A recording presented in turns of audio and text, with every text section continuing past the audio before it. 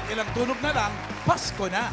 At hindi lang yung mamahalan, ilang tulog na lang din, makakapasok na tayo sa Kingdom ni Likan Makisi. Ayun! Malapit na ang The Kingdom, pero sa ngayon, tuloy-tuloy ang good vibes ng mga kwento para maging na parang holiday playlist. May classic and unexpected hits. Kaya ihanda na ang sarili sa pagkilati. Simulan na natin ang Bawal! Judgmental Kaba! Okay, Miles, pwesto na. Sure, lakan makisig. Halika na, habang nilalakad tayo, Miles, alam mo, kailangan na natin kilatisin at makakasama ang kikilatis din sa mga Dabber Cats natin. Dabber Cats, pasok! Oh, sino yan? Sino yan? Sino yan?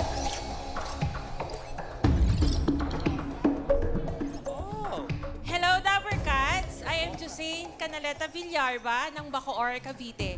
At naniniwala sa kasabihang kapag, wait lang po, may copy ako.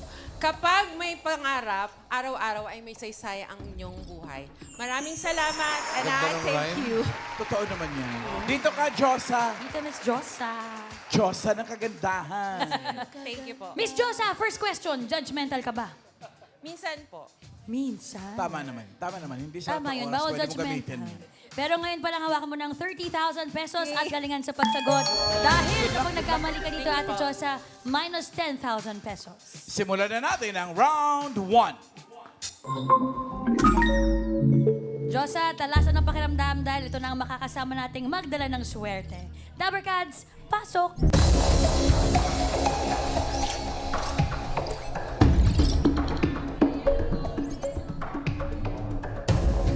Pakilala, please. Okay, Ses, go. Hello, Dabar Cats! Ako po si Ses na Makula at naniniwala sa kasabihan na matalino man ang matching. Sana all. Hindi kita Talino imbitahin. talaga. Next! Hello, Dabber Cats. Ako po si Gennaro Casas from Mabalacat City po, na naniniwala sa kasabihan na God is good all the time. Amen. Next! Hello, Dabber Cats! Ako po si Melody Luhena at meron po akong kasabihan, kalabaw lang po ang tumatanda. Totoo naman. Josa, bibigyan ka pa namin ng chance na mas makilati sa mga kasama natin today. Tinginan muna kayo, eye to eye to eye. Humarap po tayo kay Josa. Kilatising mabuti.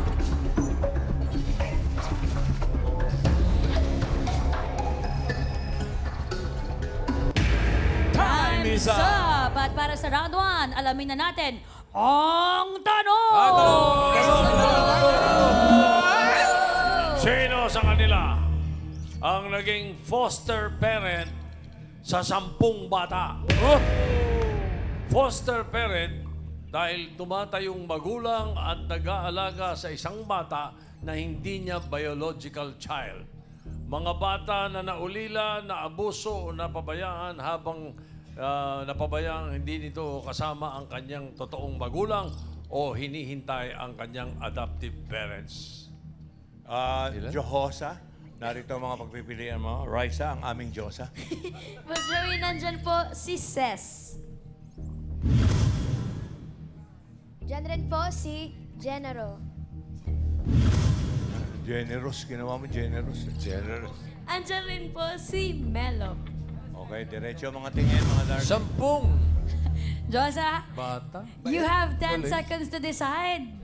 Your timer starts Now! now. Sino sa kanila ang naging foster parent ng 10 bata? Ses, Genaro, Melo. Tingin ko mahuhulaan. I think si Sir Hinaro. You think si Sir Genaro, is that your final judgment? Sino? Si Sir Si Genaro daw. Genaro po, Genaro. Genaro. Gennaro. Hindi tiningnan mo. Genaro. Opo. Final judgment? I think po. Final I judgment. think. Sure mo. Final judgment? Yes po. Yes. Final judgment. Lock it! Tama kaya na si Genaro ang naging foster parent sa 10 bata. Check or X? Ala. Mali! kausapin na rin natin. Wala na. O Oo. alamin na natin kung Alamin sino na natin. talaga kay Pero, Ses tsaka kay una. Melo Una ang ako. naging foster parent ng 10 bata. Yes. Sino? Ses or si Melo? Nanay Melo ko. Ayun! Ang galing ni Bossing. Ang galing mo, Bossing. Nanay Oo. Melo. Kausapin natin. Nay, Nay Melo. kayo po pala ay foster parent ng 10. Ano yan? Sabay-sabay niyo pong kinupkop? Inalagaan. Oo. Hindi naman po. Pag po mayroong batang medyo na-adapt na sa ibang bansa at meron pong batang ang kanilang pong dadalhin sa mga poster, yun lang po kami mabibigyan. So, ang total po, naging 10. Pero total lang po yung 10 yung mula po ng total, yung pong Okay. Kailan po nagsimula? 2005 pa. Ngayon po, 2005. Mami Melo, meron po kayong Meron pa po akong kinukutkop dalawang ngayon. batang lalaki ngayon. Ilan taon na ho sila? Isang 13 po at isang 16. Yung pinakamatanda ho, na yung sa 10, ilan taon na ho siya? Sa ngayon, kung naaalala niyo pa ho.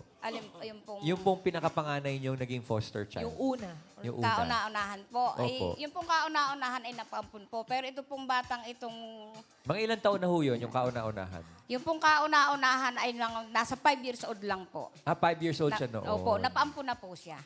Okay. Kasi mga Dabarkads, yun lang, merong difference kasi ang foster child sa adopted child. And tutulungan po tayo ni Miss Ses, kasi Miss Ses is involved in social work. Miss Ses, isang mabilis na explanation lang. What is the process na diferensya ng fostering and adopting a child? Yes, actually, ang foster care po ay piniplace natin sa mga lisensyadong pamilya na willing mag-alaga ng hindi nila kaano-ano. Temporary. Temporary po. Kasi habang piniplace natin kasi ang bata sa mga foster families kasi naniniwala tayo na best interest ng bata na lumaki sa isang pamilya. Habang inaasikaso natin yung permanency placement po niya, ito man ay ibabalik sa kanyang magulang o tawag po nito, ipapaampon. Ngayon Okay. po, ang adoption naman po, ito po yung kukonsider na pong legitimate child yung bata. So, i-caring na po niya yung apelyido po ng adoptive family at as That's a in, permanent yes po, permanent scenario. placement po siya. Thank you, Miss Ses. Nay Melo, hindi ho ba kayo nalulungkot? Gawa ng mga bata, paano yung pag napamahal na sa inyo? Oo nga po. Talagang nakakalungkot po pag ang bata po ay iaalis na sa inyo. Lalo na po kasi yung sanggol. Kaya nga po, mula po nung ako ang aking sanggol na inalagaan ay na-adapt na, medyo nagbago na po ako ng aking aalagaan kasi mas mahirap po pag ang sanggol ang inalagaan mo tapos aalsin. Bakit po ba kayo naging foster parent? Kayo po ba may mga anak po ba kayo, Meron Mami po, Melo? Ilan meron po ang po. anak ninyo? 4 po. Nabitin pa kayo, sa 4. Balo na po ako. 4. So, Paano po yun? Hindi po ba mahirap na, kunwari, pagsamahin po yung mga biological nyo pong anak doon po sa mga foster children po na kinukup-kup ninyo? Hindi naman po, kasi yung pong aking mga anak ay lagi ko pong pinangangaralan na ariin na po rin nilang parang mga kapatid, yung pong mga batang napupunta sa akin. paano ho yun? Halimbawa, may nag-adopt na nung inyong foster child. Sumusulat pa rin po ba sila o nagte-text pa rin Hindi sila? na po. Hanggang 3 months lang po na parang report po ng social worker sa ibang bansa, i-report po naman ng social worker dito sa Pilipinas. Yung kauna-unahang finoster child ninyo, ilang taon nung mawala sa inyo? Baby pa o... Hindi po. 5 years old po siya nung unang kauna-unahang yon. Nakuha po siya ay siguro yung mga 7 years old na. Saan siya napunta? Siya po ngayon ay nasa California. Ay, ang ganda. Yun Ses, dumaan Yun sa legal na proseso yun. Yes po. Actually po, yung mga bata po na pinapaampon po natin, tinatry po natin i-explore muna na ibalik sa kanilang pamilya. Kasi naniniwala tayo sa family preservation. Pero kung hindi talaga, binigyan na ng interventions, counseling, at hindi pa rin kapasidad wala pa rin kapasidad yung biological parents, that's the time po magpo-proceed po tayo sa adoption. Una po sa domestic adoption dito po sa Pilipinas. Kapag wala pong available na family within the Philippines po or our country po, for inter-country adoption siya. Meron tayong mga pool of adoptive families po through inter-country adoption. Administrative adoption na ngayon, pinalitan Yes. namin. Oo daw. Dati judicial Yes. Diba? Dati daw, kailangan pa ng maraming proseso. Sa korte. Ngayon, ang dali na lang daw. Ngayon, di na. Pinalitan namin yung batas. Yes po. And, Palakpakan naman dyan, no? Kumanga na naman si Mengan. Sabi. Baka talaga dito, Sen. Sa'yo talaga kami. Mami Melo, gaano po katagal yung pinakamatagal na inilagi po sa inyo ng isang foster child? Ilang taon po yun inabot? Pinakamatagal po ay yung ngayon pong batang hawak ko. Nung siya po ay dalhin sa akin ay 4 years and 4 and a half lang. Ngayon po ay 16 years old na. Yun po yung aking inaalagaan pa ngayon. Oh, Hanggang sa ngayon. ang tagal na nun. Binata Nay, na nga. binata na. Paano yung pagka meron bang option na, Nay, ayoko nang umalis dito. Dito na lang ako. Paano po yun pag sinabi? Depende po yun. Pag medyo po ang bata ay alam mong medyo hindi naman pasaway, okay lang po. Kasi ang alam po, ang sabi po sa amin, pag po ang bata ay nag-18 at gusto namin, pwedeng sa amin na po yun. May Mrs., ganon. kapag ganun po, yung mahabang proseso pa din po yun. Kapag po yung foster parent, mag-decide po na i-adopt legally yung child. Maari po nilang i-adopt yung bata as long as na-declare na legally available for adoption yung bata. At syempre, dapat qualify din sila as an adoptive parent. Iba kasi yung proseso at saka requirement Iba for rin yung foster levels. care and Oo. adoptive. Hanggang anong edad ang pwedeng i-adopt? Nasa 18 years old po, pero mayroon na po tayong adult adoption na yung matagal nyo na pong inaalagaan, nasa inyo na po. Tapos Ito. Pwede ba ito? Si Alan walang gusto mag-adapt eh. Meron bang age requirement gusto kung ko ikaw mag-adopt. naman ang maging foster parent? Do I have to be married or pwedeng you're young single adult lang? Yes po, no. Ang requirements po natin dapat nasa legal age. Wala po tayong siniset basta legal age. Pero dapat, kahit kunwari 18 years old ka na sa legal age, pero dapat kinakailangan mo, ma-meet mo pa rin yung ibang requirements. Like, financially capable kayo, ano pa ba? Kahit emotionally, yes oo. po, emotionally, physically. Kasi ang pag-aalaga is, nag-i-invest ka ng emotion. At the same time po, gusto ko pong sagutin po yung sinasabi nyo na sa foster care po, we do not discriminate as long as kahit LGBT ka, persons with disability, married ka, single ka, pwede po, basta qualified kayo as foster parent. Thank you, Mrs. Alam niyo ba kung saan ang galing yung salitang ampon? Saan? Saan? I am pwned.